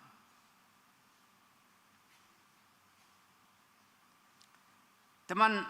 ocean ayen mengo hado ni obung ngoi la kai no alang ba chak win yang nyu ching ala leng yang tau ma teman oba kawang ya pai la kai no hado de lei bu khung ngodang teman tau ching ne hado kadong nyu ma yong leng yang ngoi ya bu yong kap yang ngoi ya bu kamanang bu ya phan do pai galak no hang ne God is going to wrap up the history ni jaba halan se sholang ni bu kai ala wang ne si bu kai hama teman yong leng yang ngoi ya bu hado kamanang bangai la ya ni tau jing ne Mark chapter 8 36 to 37 de lai wan de ngi bua kadong yu ke me sak yang angya bioi hangkam no ayen yaha ma yang ngok bene meng kama hang ne kadong yu ba hai meng tai lak kai ma tai lak kai ngok la ka yaha kawang teman de phabu yaha ha to hai ngok lak kai kadong yu ma ke me sak yang ong boi hangkam ni ja ba ha kai so ka lak te no teman lok bu hem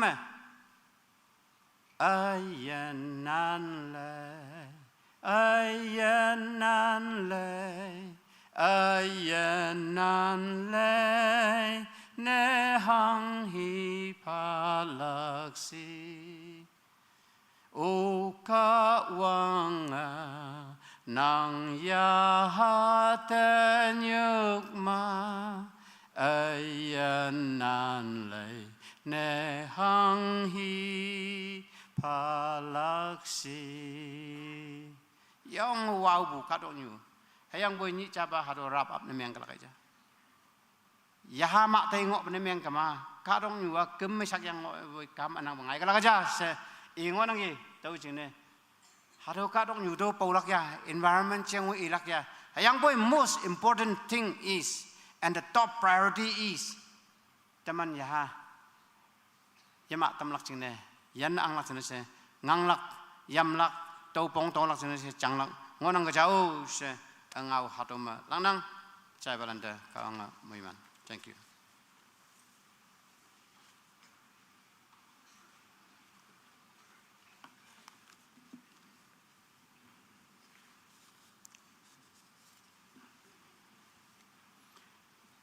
KBCM Environment Day daidam teman fai konyoba Reverend Dr. Pong Sing kaya kawang ngaulan ya apai dambu jinese konyoba da minyong bu fanang kawang nang ayen yang noksa ministry de yalak pa moimana dampa umenok pongpong atam e tanlak hayang tuitim loklak hem lungdat 202 to abatan kai local bulan stage tapai wokla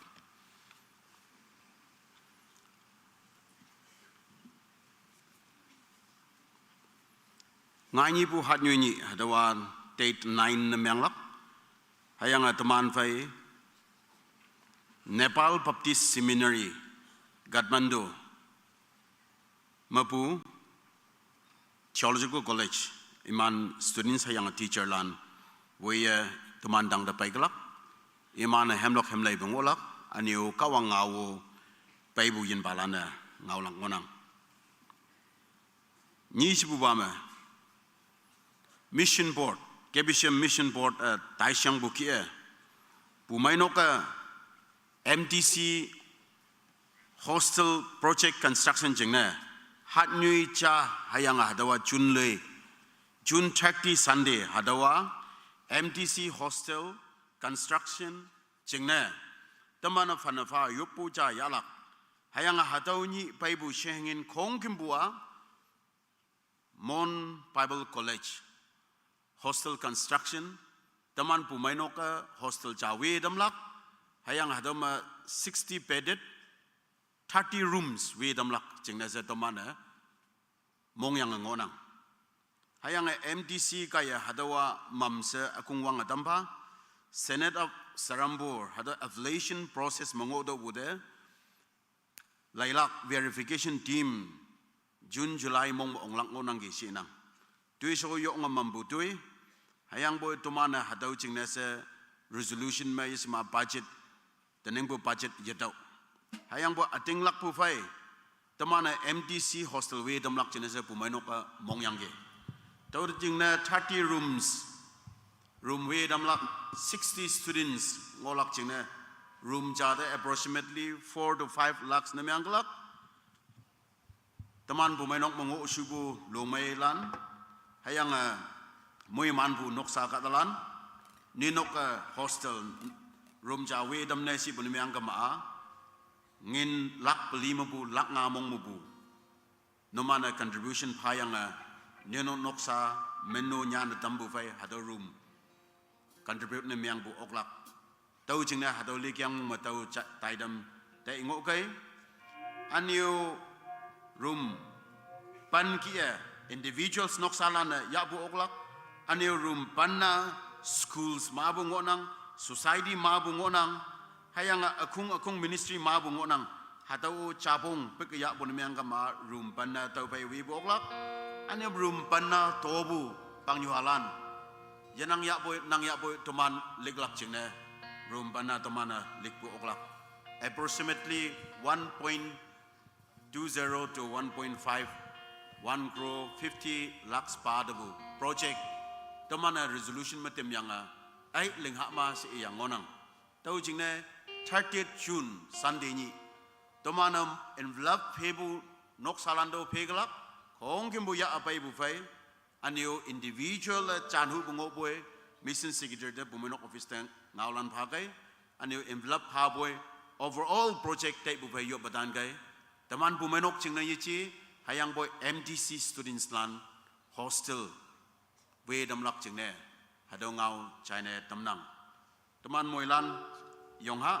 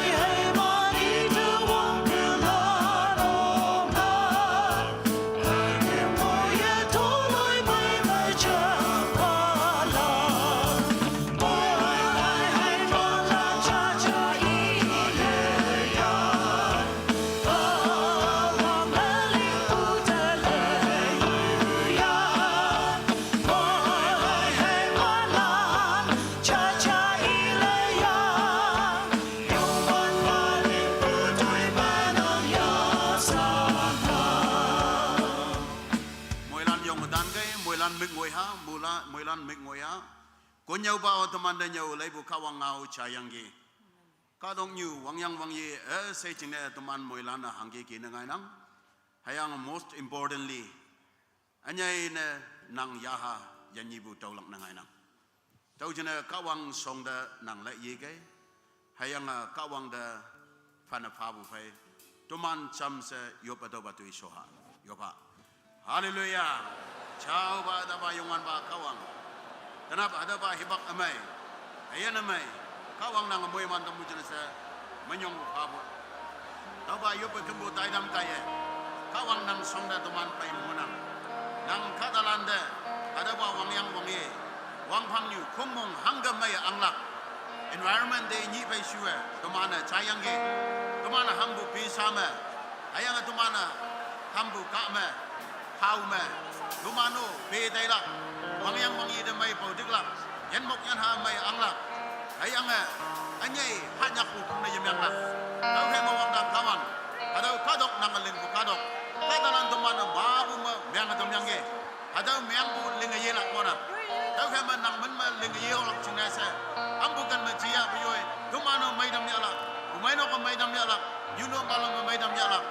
ayang wang dang kawan ini ada kadong yu mai anglak au toman tu so ayang we kawang nang toman ayan yan ibu tau bu phai ngo honam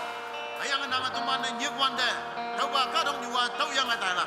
ayang we au hi ya ha au ma ne yatam hu tau chene tau ba kadong yu ma adan cha ngo bu mong ma ya ha yama tam lak chin ne mo lawan mai dam yadau lak chin ne kawang nang song de au yan de na pai nang ye nang sip si phang ma nang ya si ayang yan ibu ya fan tau bu phai tau ba kham chang bu yoi nok ta la ye ne dam ba ayang hado hat mong ma ko ma na yu bu kham bu tai dam li li ma kawang nang angan mong mong bu mo ba ngai ni bu han yu ni anyai ne Kathmandu mo bu Nepal Baptist Seminary bu akhung bai lang ona iman ong bu chong hai lam mo maya bo cha bu anang ba alawa country mo bu teman country de bai bu kawang nang sip si phang ma mai kem yong pai ne tam ba ayang tini teman nang song da em kham yu bu kham bu ki au hiu yak kem ma nok le ye na da dam ayang boy kawang nang pai ho bu pai nang bu moi man pai yu nok le ye na dam ba ayang yongan ba kawang nang yak ta fana fa tu so li li mai so dum nyong fa yop nang dawla na so pa na mo ngai ye amen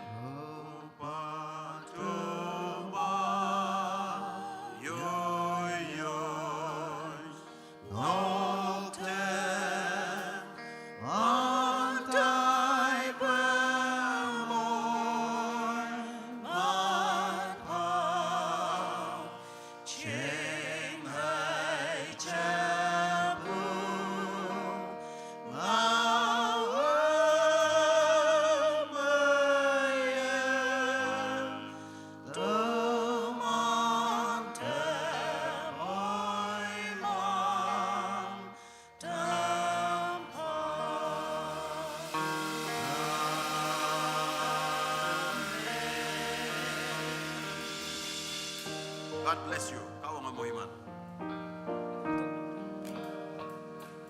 Chaya Jisu ani nongi awi koi tatala ikayo tanyen mona kumtayo naga awi inoko tanyen mena